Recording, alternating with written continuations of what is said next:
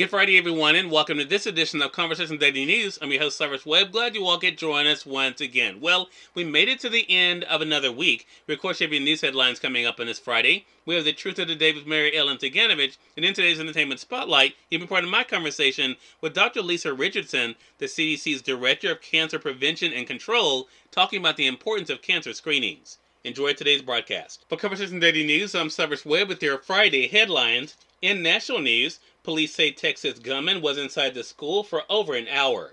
The gunman who massacred 19 children and 2 teachers at a Texas elementary school was inside for more than an hour before he was killed in a shootout, law enforcement authorities said Thursday amid mounting public anger and scrutiny over their response to the rampage. A media briefing called by Texas public safety officials to clarify the timeline of the attack provided bits of previously unknown information.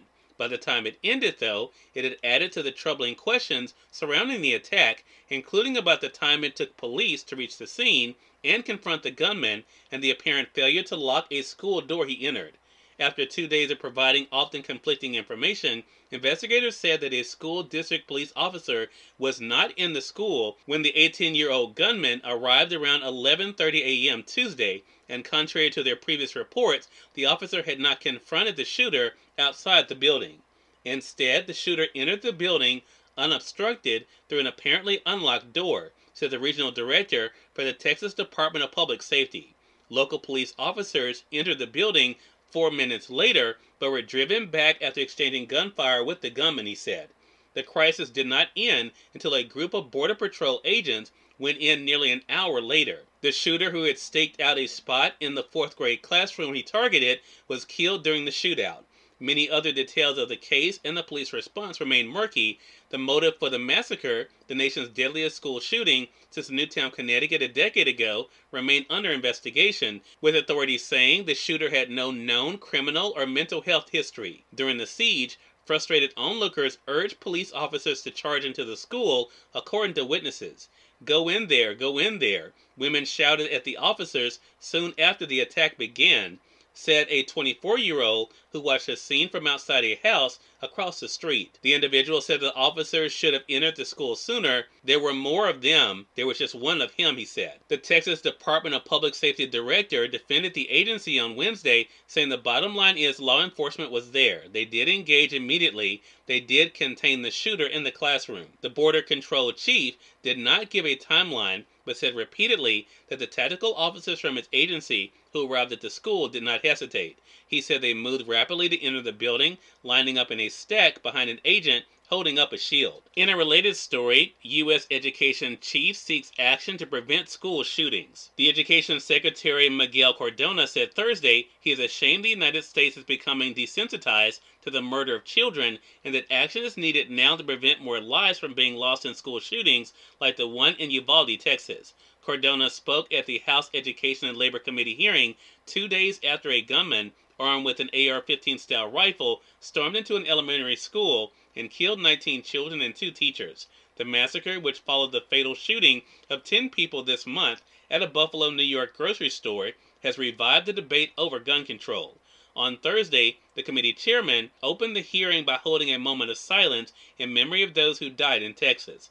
While the hearing was on the Education Department's budget and priorities, Cardona started his testimony by addressing the shooting. President Joe Biden and First Lady Jill Biden will travel to Uvalde, Texas on Sunday to console families and honor victims of this week's mass school shooting. The White House said the Bidens would grieve with the community that lost 21 lives in the horrific shooting at Robb Elementary School. Press Secretary Karine Jean-Pierre said the president would meet with the community and religious leaders and victims' families. In entertainment news, Ray Liotta, Goodfellas, and Field of Dreams star dies. Ray Liotta, the blue-eyed actor best known for playing mobster Henry Hill in Goodfellas and baseball player Shoeless Joe Jackson in Field of Dreams, has died. He was 67 years old. Liotta's publicist said he was in the Dominican Republic shooting a new movie and didn't wake up Thursday morning. Police in the Dominican Republic said they received a call just before 6 a.m. Thursday at a hotel where Liotta was staying with his fiancée and found the actor dead. Robert De Niro, who co-starred with Liotta in Goodfellas, said in an email statement, "I was very saddened to learn of Ray's passing. He is way too young to have left us." And finally, in business news, better results from retailers helped send stock market higher. Stocks closed broadly higher on Wall Street Thursday as investors cheered a strong set of quarterly results from Macy's and other retailers. The S&P 500 rose 2% and is on pace for its first weekly gain after 7 straight losses, its longest such stretch since 2001. The Dow Jones Industrial Average rose 1.6% and the Nasdaq gained 2.7%. Smaller company stocks also made strong gains, a sign of bullishness on the market. Cyrus Webb, Conversations Daily News. It's now time for the Truth of the Day with Mary Ellen Ciganovich. Mary Ellen, take it away. Hi, this is Mary Ellen with your Truth of the Day. Begin any new goal with enthusiasm. When beginning any new goal, always keep an enthusiastic attitude. This sets a positive tone for achieving your goal.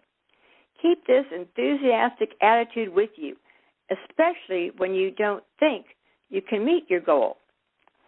Thoughts of uncertainty and insecurity have no space in your mind because you are enthusiastically looking forward to achieving your dream. Faith in yourself and trust in your ability to make good decisions will help you to persevere. Your optimism, eagerness, and enthusiasm gives you energy, propelling you forward toward your goal.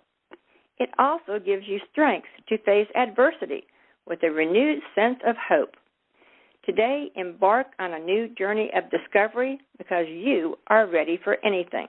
And as always, enjoy the day. We are part of my conversation coming up with Dr. Lisa Richardson in today's Entertainment Spotlight. Stay with us. You're listening to Conversation Daily News. For Conversation Daily News, I'm Cyrus Webb with Entertainment Spotlight. Dr. Lisa Richardson, the CDC Director of Cancer Prevention and Control, joined me on Conversations Live, the radio show, to talk about National Cancer Survivor Day and the importance of cancer screenings. Here's a bit of our conversation. So I want to talk about, first of all, National Cancer Survivors Day, as I mentioned, is coming up really quickly here. Why is it so important to recognize when it comes to the CDC and yourself? Well, I mean, why it's very important is that 17 million number is very significant. 20 to 25 years ago, there were only 3 million people who had survived cancer in this country. So we've made a lot of progress in the last 25 years. And Cancer Survivor Day really is a day to celebrate those people who survived cancer and those who have taken care of them, their family members, their healthcare providers, and also to celebrate the progress we've made in cancer control. One of the things that we seem to see a lot, Dr. Richardson, is there are recommendations that come out. Some of them are revised or new.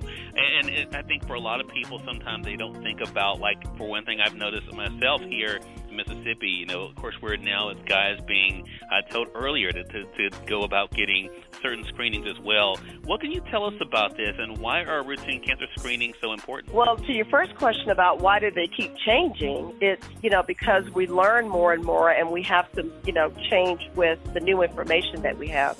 And the reason that it's so important is that cancer screenings are done before you have symptoms, and that means that we can find the cancer when it's smaller, or we can find things that are precancerous, like colorectal cancer comes from polyps. We find the polyps, we remove them, and most of those cancers will never happen. And so it is complicated and confusing, and we do have a guide at our website, preventcancerinfections.org. It's called the Cancer Screening Guide, which talks about all the screenings we recommend, what age to start, and how often you would do them. Cyrus Webb, Conversations Daily News.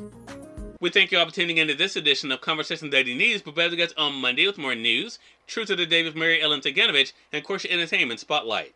Until then, I'm your host, Cyrus Webb, saying as always, enjoy your day, enjoy your life, enjoy your world. Thank you all for choosing Conversation Daily News today. Let's make it a great one.